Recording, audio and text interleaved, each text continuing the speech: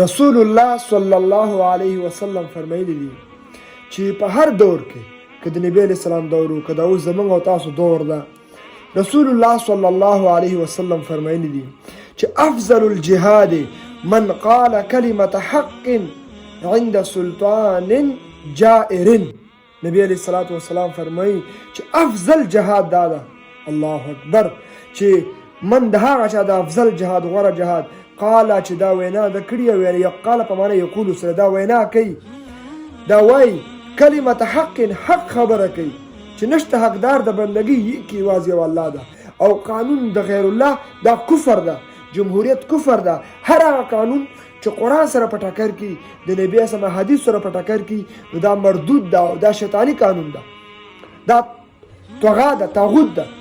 نبی علیہ الصلوۃ والسلام فرمایي چې افضل جهاد من د هغه چا د قال کلمه چې د ویلي کلمه حق عند سلطان په مخه د باچا کې جائر چې هغه ظالم او سرکشه باچای، نو د ظالم او د سرکشه باچا مخکې حق خبره کول نو دا افضل جهاد د نبی علیہ الصلوۃ والسلام فرمایي.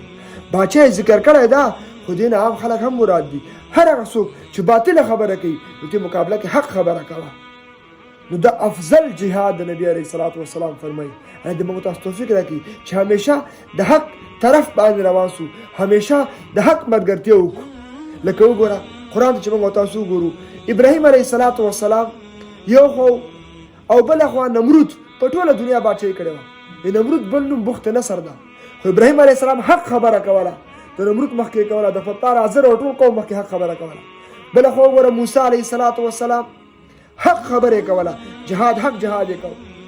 فرعون وګوره 22 لکه لښکر فرعون سره او بني اسرائیل ټول 6 لکه کسان، خو موسی علیه السلام حق خبره کوله فرعون مخکې. وګوره نبی علیه الصلوۃ والسلام ته وګوره د مکې ټول مشرکان د مقابله کې راجم وسو، بیا هم نبی علیه السلام به حق خبره کوله.